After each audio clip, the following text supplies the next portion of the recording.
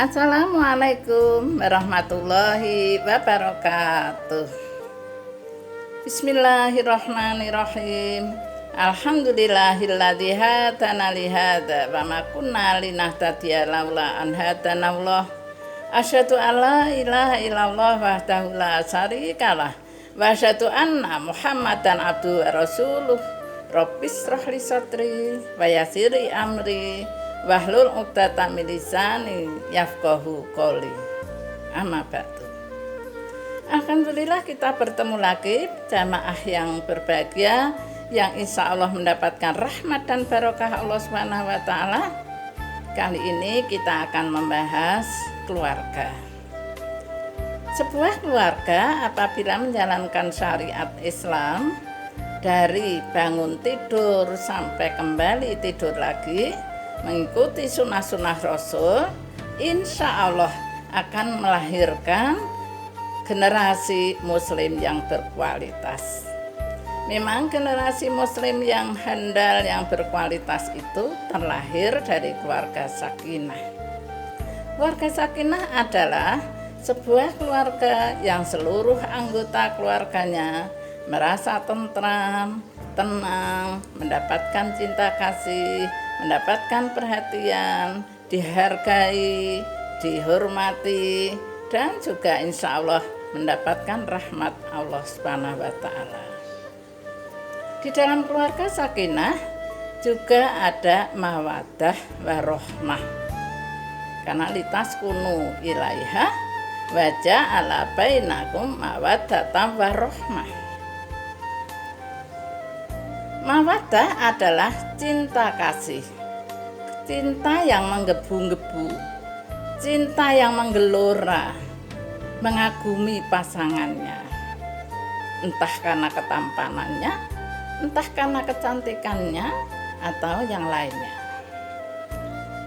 Sedangkan rahmah adalah cinta yang lembut, cinta yang ingin berbakti, cinta yang ingin melindungi, cinta yang ingin melayani, cinta yang ingin berkorban. Maka ar-rahmah ini sifatnya lebih pada qalbiyah. Cinta kelembutan ini adalah implementasinya berupa kasih sayang, berupa perhatian, berupa kerelaan, saling membutuhkan, dan tentu saja juga saling mengasihi. Tentu saja keluarga sakinah tidak begitu saja dapat dicapai dengan semata-mata mengandalkan kepada cinta saja. Tetapi ketika menikah memang menjalaninya karena taat kepada syariat Islam. Dan ketika menjalankan bahtera rumah tangganya hanya ingin menggapai ridho Allah. Cinta ini tentu saja ingin mewujudkan keluarga sakinah harus memperhatikan beberapa hal. Di antaranya adalah satu, hendaknya pasangan saling memperlakukan pasangannya dengan nilai-nilai ma'ruf. Nilai-nilai yang ma'ruf adalah nilai-nilai kebaikan, nilai-nilai yang penuh dengan perhatian secara batiniah. Nilai-nilai yang ma'ruf ini tentu saja juga harus mengingat bahwa pasangan suami istri itu kadang-kadang memang dari kultur yang berbeda. Namun perbedaan ini tidak akan meruncing dan perbedaan itu tentu saja akan menambah rahmatnya keluarga tersebut. Keduanya saling adaptasi dan mungkin keduanya juga melakukan hal-hal yang lebih baik untuk saling memperhatikan. Yang kedua, keluarga sakinah memang harus diwarnai dengan komunikasi yang intens, komunikasi yang terbuka, komunikasi yang penuh dengan perhatian, saling memperhatikan, orang tua kepada anak, anak kepada orang tua, dan pasangan suami istri. Masing-masing supaya tidak ada hal yang disembunyikan. Tiada dusta di antara kita.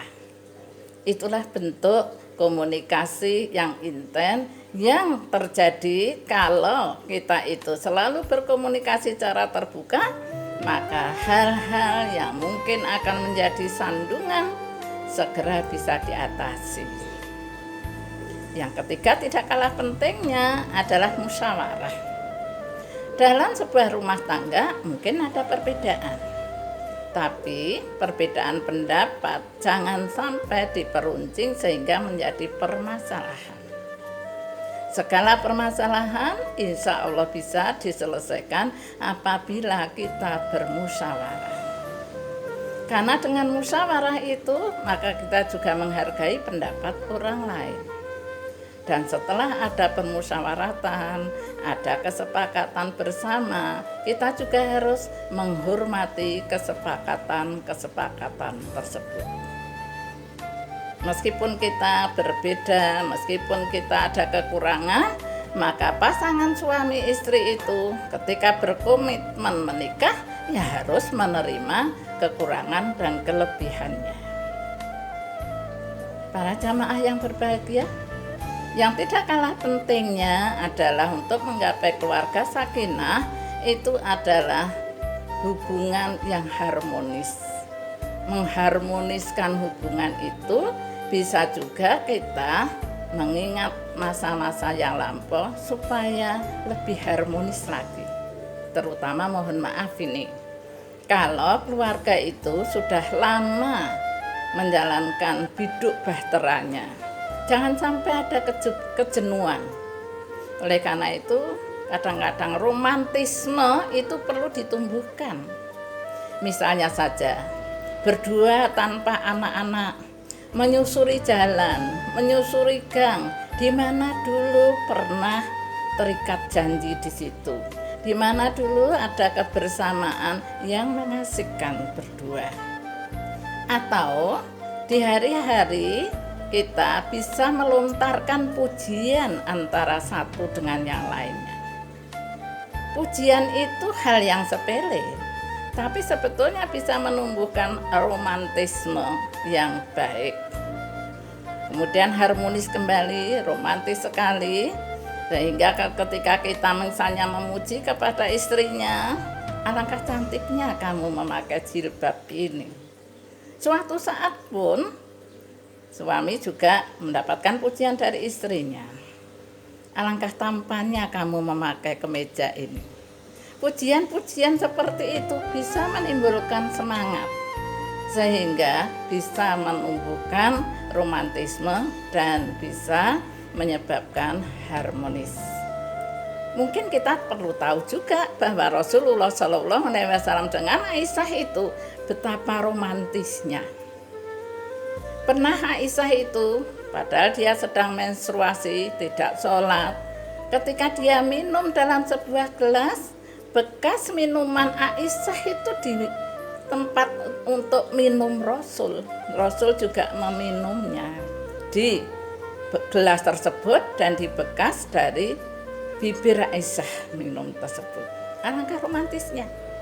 Demikian juga ketika Aisyah menggigit daging, bekas gigitan daging Aisyah itu digigit pula oleh Rasulullah SAW. Bahkan Rasulullah ketika sholat iktikaf 10 hari terakhir Ramadan di masjid, maka Rasulullah menjengukkan kepalanya ke kamar Aisyah. Dan Aisyah dari kamarnya mengambil sisir, kemudian menyisiri rambut Rasul. Betapa romantisnya. Itulah maka memperlakukan pasangan dengan ma'ruf, berkomunikasi secara intens, musyawarah, dan menumbuhkan romantisme, itu adalah menjadikan keluarga sakinah penuh mawaddah warahmah. Itulah yang ingin saya sampaikan. Mudah-mudahan manfaat bagi kita semua. Assalamualaikum warahmatullahi wabarakatuh.